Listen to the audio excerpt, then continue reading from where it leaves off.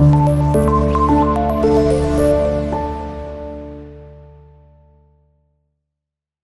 वालेकुम dear students, 10th class computer का हमारा आज का जो टॉपिक है that is purpose and syntax of comments.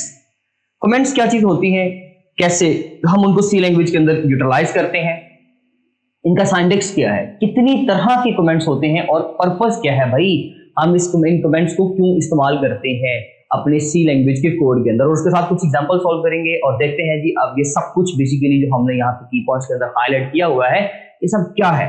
देखिए स्टूडेंट्स, फर्स्ट ऑफ ऑल हम बात करते हैं कमेंट्स के बारे में। कमेंट्स होते क्या है, what are the comments.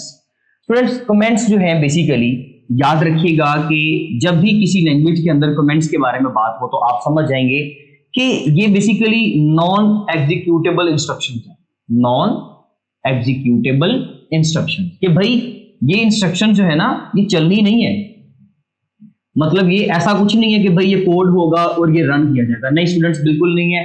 File के अंदर आपके नोटपैड या आप जो भी टेक्स्ट एडिटर यूज कर रहे हो, आईडीई यूज कर रहे हो, कोड ब्लॉक्स है या डेव C++ है या विजुअल स्टूडियो है, जब आप वहां पर कोड करोगे ना तो कोड के साथ ये ही कमेंट्स भी ऐड किए जाएंगे, कमेंट्स भी वहां पर लिखे जाएंगे, लेकिन कंपाइलर इनको कंपाइल नहीं करता, कंपाइलर इनको नहीं देखता बिल्कुल भी। वो जैसे कि कमेंट्स का एक इंडिकेटर आता है, एक सिंबल आता है, वो सिंबल देखते ही आगे मूव कर देता है, वो कहता है कि ये तो एक कमेंट है।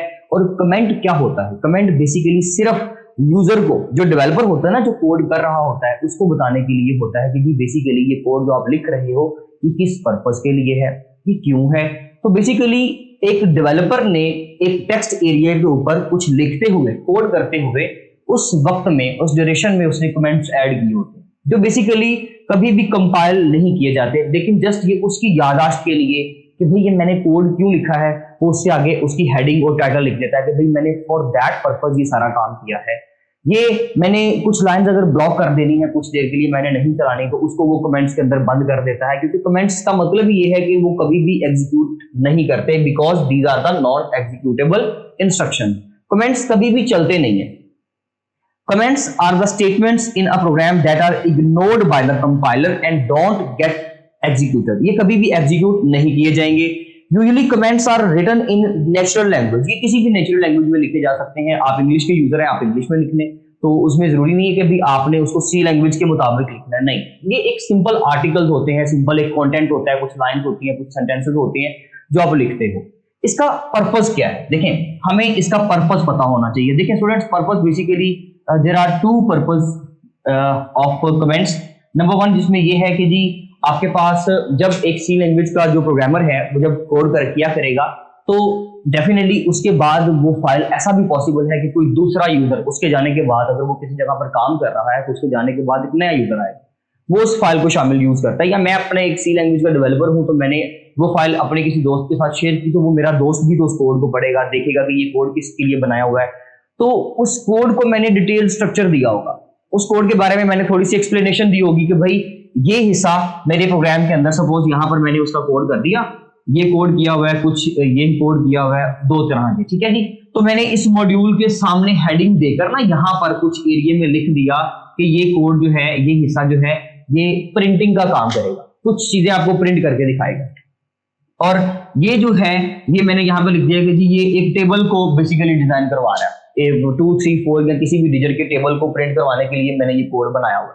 तो ये जो मैंने एक स्टेटमेंट लिखी ना कि मैंने ये फॉर दैट पर्पस बनाया हुआ है, इसको मैं इंग्लिश में लिख दूंगा कि भाई आई एम डिजाइनिंग या I am writing this code to develop a table, to develop a code of table. मैं यहाँ पर अगर ये लाइन लिखता हूं तो ये लाइन बेसिकली कमेंट्स कहलाएगी, और ये कमेंट्स कभी भी रन नहीं होंगे, ये एग्जीक्यूट नहीं करेंगे। तो इसलिए नंबर वन पे जो पर्पस है वो ये कि अगर आपके बाद अ न्यू डेवलपर अगर उस फाइल को यूज करता है तो उसको समझ आ जाए कि भाई आपने ये वाला कोड क्यों किया हुआ है, आपने जो ये वाला मॉड्यूल है वो क्यों डिजाइन किया हुआ है, तो उसको बेसिकली हम डिटेल स्ट्रक्चर देने के लिए बेसिकली हम ये काम करते हैं। नेक्स्ट वन, हमारे पास सेकंड पॉइंट स्टूडेंट्स ये होगा कि आप सपोज कर लेंगे भाई यहाँ पर एक मैंने डेवलपर हूं और मैंने सी लैंग्वेज का कोड कर दिया।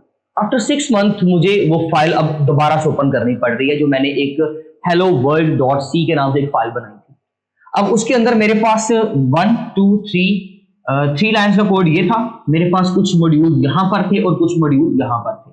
तो मैंने हर मॉड्यूल के सामने जब कमेंट्स लिखे होंगे, जब नॉन एग्जीक्यूटेबल इंस्ट्रक्शंस मेंशन की होंगी, तो मेरे लिए बेसिकली आसान हो जाएगा उस कोड को अगेन समझना।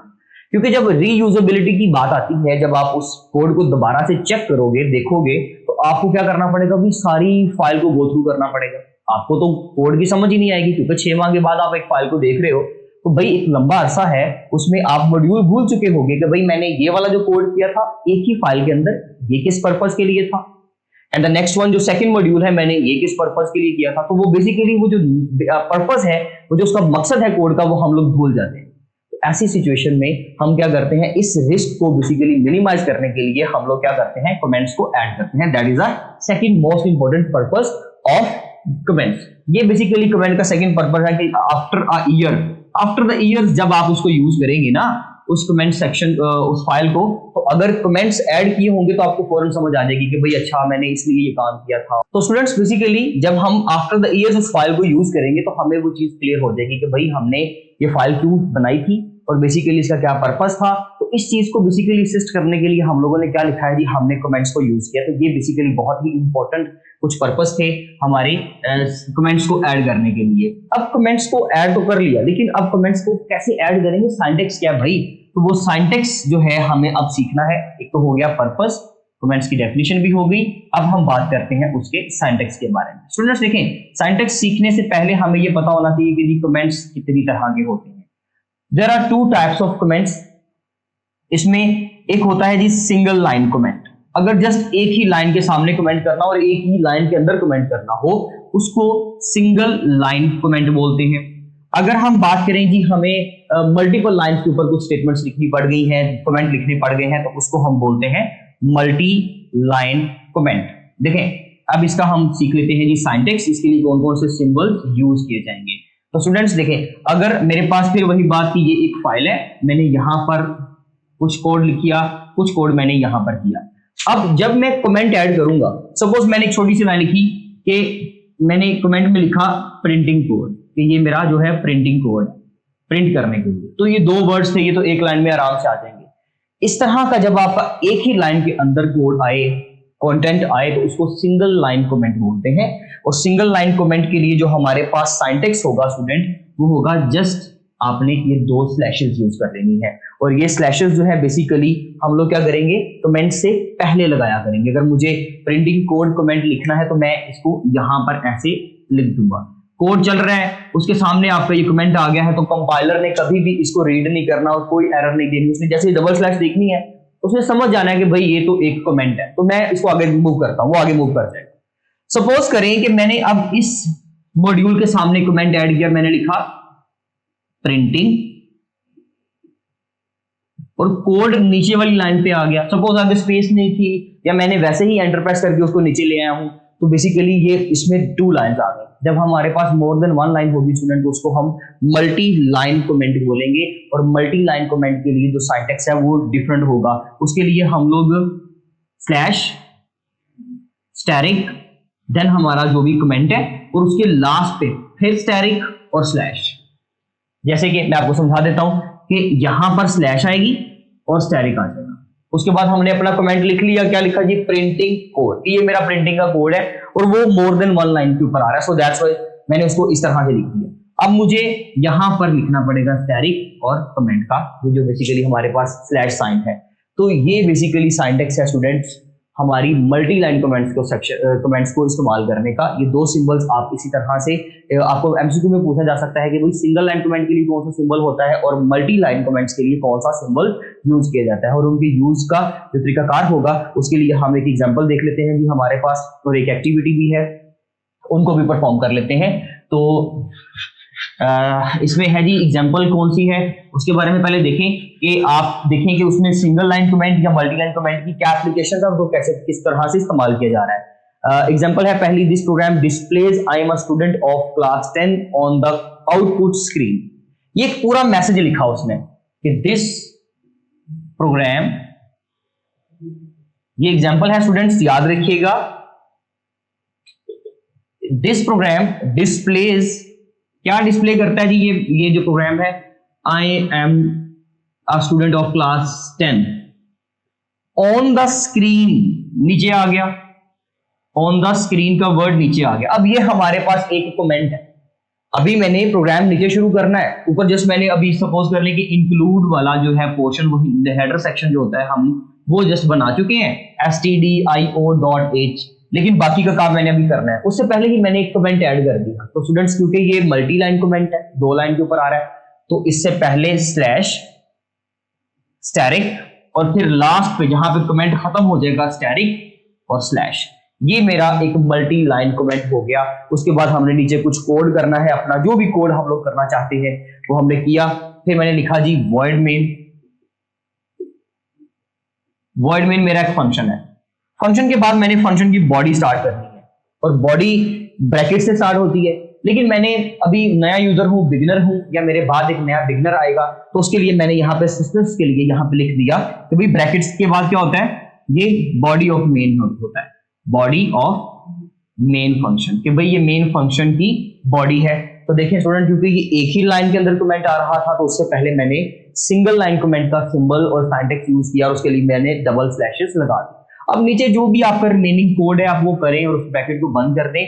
तो जस्ट ये होगा कि देखें ब्रैकेट के बाद ये वाला जो बॉडी ऑफ मेन फंक्शन है, ये आपने कुछ कमेंट्स ऐड किए, रिमार्क्स दिए ना, किसी चीज के बारे में कुछ है अपनी तरफ से बोल दिया है, तो वो प्रिंट नहीं होना, वो आपका कभी भी एग्जीक्यूट नहीं होना, वो आउटपुट में उसका ताल्लुक ही नहीं, आउटपुट में ये चीज कभी भी शो नहीं होगी।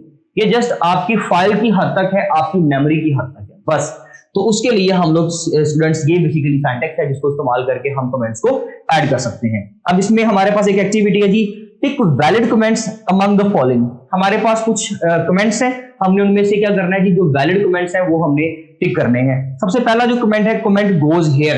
तो कमेंट गोज हेयर का जो वर्ड है उसको इस तरह से स्टैरिक में बंद किया। तो भाई ये तो सिंगल लाइन का कमेंट था, इससे पहले तो सिर्फ ये डबल स्लैश होनी चाहिए थी, ये कुछ भी नहीं होना चाहिए था, so that is why it is wrong. And the next one, comments goes hair. तो कमेंट्स गोज हेयर फिर दोबारा लिखा है, लेकिन इस दफा एक स्लैश यहां पर और एक स्लैश यहां पर, ये भी सिंटैक्स गलत है। नेक्स्ट वन है जी, कमेंट गोज हेयर में अब परसेंटेज ऐड कर दिया दोनों तरफ, तो स्टूडेंट हमने ऐसा भी कोई सिंबल नहीं पढ़ा। नेक्स्ट वन है जी, कमेंट्स गोज हेयर, लेकिन हमारा सिंटैक्स जो है वो बिल्कुल करेक्ट है। कमेंट गोज हेयर का मैसेज लिखा, फिर उसने स्लैश लगा के यहाँ पे स्टैरिक, यहाँ पे स्टैरिक लगा के स्लैश। तो ये क्योंकि बेसिकली हम सिंटैक्स पढ़ चुके हैं, ये बिल्कुल राइट है।